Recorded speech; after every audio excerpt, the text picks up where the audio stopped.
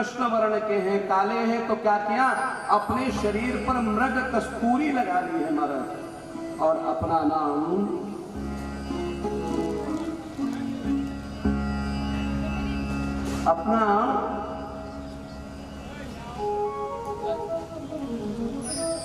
नाम रख लिया पौंड्रक वासुदेव कृष्ण। नकली के 2 हाथ लगा लिए। भगवान कृष्ण को जब आवश्यकता होती है तो 2 हाथ प्रकट हो जाते, इसने तो नकली के लगा लिए। भगवान के नाम पर अनाचार करता है, अत्याचार करता है, नाम लगता है कि भगवान कृष्ण ने किया है, प्रजा को परेशान करता है, भगवान ने उसका संहार किया है महाराज।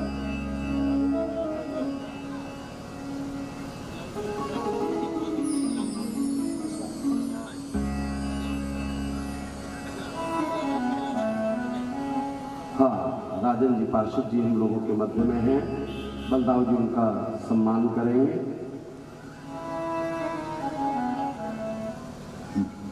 मंच पर बलदाऊ जी लेकर के आ जाए। प्रमोद सिंह राजन जी, विनीता प्रमोद जी। गोविंद मेरो है, गोपाल मेरो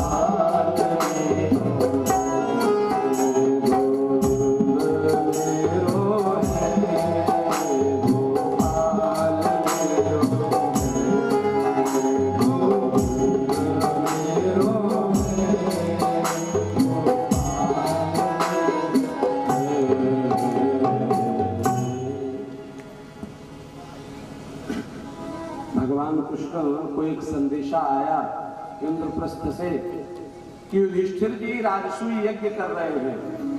अब राजसूय यज्ञ का नियम है, जब समस्त राजा आपका आधिपत्य स्वीकार कर ले तब आप राजसूय यज्ञ कर सकते हैं, तब आप राजसूय यज्ञ कर सकते हैं। अब भगवान कृष्ण पहुंच गए कहां, इंद्रप्रस्थ में। बोले समस्त राजाओं को जीत लिया, बोले समस्त राजाओं को हमने जीत लिया है या तो फिर उनका समर्थन प्राप्त कर लिया है। तो बोले फिर राजसूय यज्ञ शुरू किया जाए।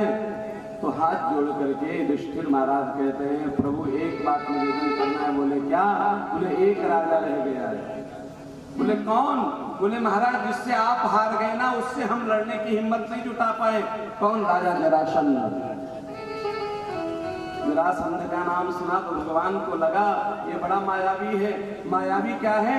जब युद्ध की बेला आती है तो क्या करता, 1000 ब्राह्मणों को विजय सूक्त पाठ करने के लिए बिठा देता और शर्त ये रख देता कि मैं हारा तो तुम्हारे सर कलम कर दूंगा। भगवान को पता चलता तो भगवान कहते हैं कि देखो मुझे हारना मंजूर है लेकिन ब्रह्म हत्या मंजूर नहीं है। तो भगवान ने कहा अगर इसको पहले से पता चला हम युद्ध के लिए आएंगे तो अपनी तैयारी से हो जाएगा। तो हमें करना क्या है? बोले हम आज छल करेंगे, कूटनीति से काम लेंगे। तो क्या हुआ, भीम को लिया साथ में, अर्जुन को लिया साथ में।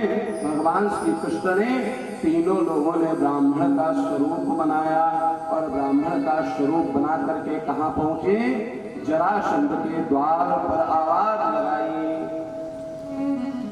भिक्षा देहि भिक्षा देहि भिक्षा देहि। महल से सैनिक निकल करके आए, हाँ बताओ। बोले भिक्षा चाहिए।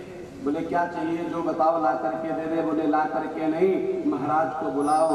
महाराज ब्राह्मणों के कारण जब विजय प्राप्त कर लिया भगवान कृष्ण पर थोड़ा विश्वास जगा है, आया है हाथ जोड़ करके कहता हाँ महाराज बताओ। बोले पहले संकल्प करो, पहले प्रकट नहीं करना, पहले संकल्प करो। दोगे?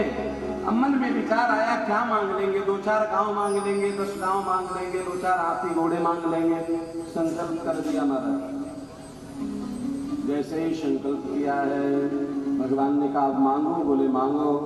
बोले युद्धम नो देहि राजेंद्र द्वंद्वशो यदि मन्यते। देना चाहते हो तो मुझे युद्ध दे दो, और वो भी क्या, मल्ल युद्ध, कुश्ती। युद्धार्थिनो वयं प्राप्ता राजन्यानान्नकांक्षिणा। मैं युद्ध की याचना के लिए आया हूं, राज सत्ता नहीं चाहिए। अब तो जरासंध ने कहा नहीं, ब्राह्मण नहीं हो सकते, तुम कोई और हो। क्यों? ब्राह्मण युद्ध मांगेगा नहीं, वो तो युद्ध से निवृत्ति चाहता है। युद्ध टले कैसे, उसके प्रयास में रहता है। ब्राह्मण युद्ध नहीं मांगता। मैंने संकल्प किया है प्रदान करूंगा, लेकिन एक बात बताओ तुम हो कौन? तो कहते हैं भगवान ने अपना स्वरूप प्रकट किया, भीम ने, अर्जुन ने अपना स्वरूप प्रकट किया। जरासंध बोले मुझे संशय हो गया था, छलिया तुम ही होगा।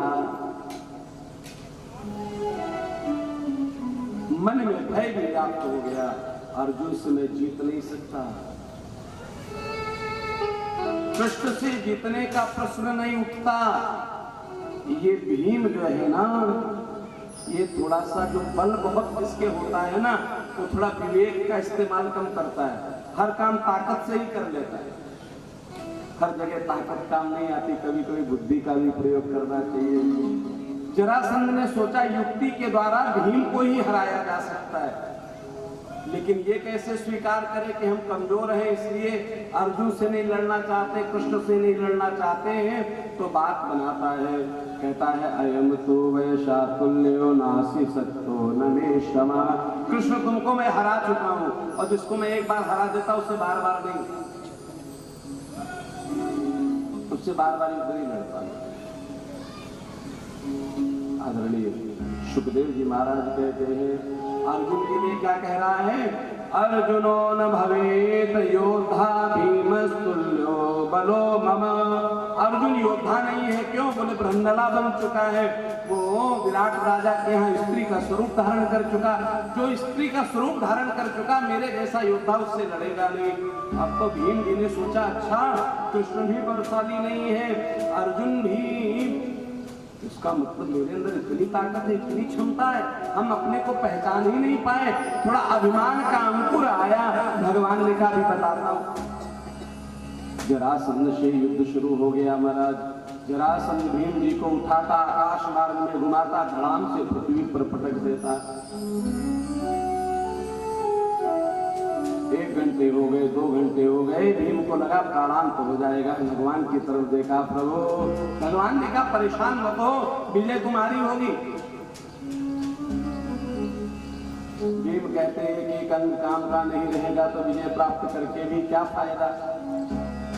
बार बार निवेदन कर रहे हैं, तो भगवान ने क्या किया, पृथ्वी से एक तिनका उठाया और उसको तोड़ करके फेंक दिया। कूटनीति बताई कि मत पड़ो कुश्ती के चक्कर में, इसकी जंघा को फाड़ करके इधर से उधर फेंक दो। भीम ने ऐसे ही किया, लेकिन जरासंध की माँ आई, वो शल्य चिकित्सा जानती है, और आकर के तुरंत रक्त प्रवाह बंद नहीं हुआ था, उसी क्षण जोड़ दिया, फिर से युद्ध करने लगा। और पता है जरासंध क्या है? बोले जरा माने होता है बुढ़ापा, बुढ़ापे का जो समुद्र है, शरीर है, बोले वो हमेशा युद्ध के लिए तत्पर रहता है। किस युद्ध के लिए? इस संसार में कितना युद्ध लड़ूं, अर्थात मैं कितना जीने के लिए संघर्ष करूं।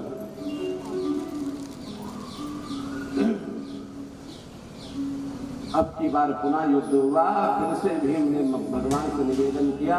भगवान ने तिनका लिया, दाहिने का बाईं तरफ, बाएं का दाहिनी तरफ फेंक दिया। अब उसको एकत्र करने में समय लगा है। जरासंध का वध हुआ, और राजन परीक्षित जरासंध को मार करके जो भीम मुकुट लेकर के आए थे, तूने उसी मुकुट को धारण कर लिया। इसी से तेरी बुद्धि बिगड़ गई, और तेरी बुद्धि बिगड़ने के कारण तुझे ऋषि का श्राप लगा, और उसके प्रभाव स्वरूप तुझे भागवत जी की कथा का श्रवण करने का अवसर मिला है।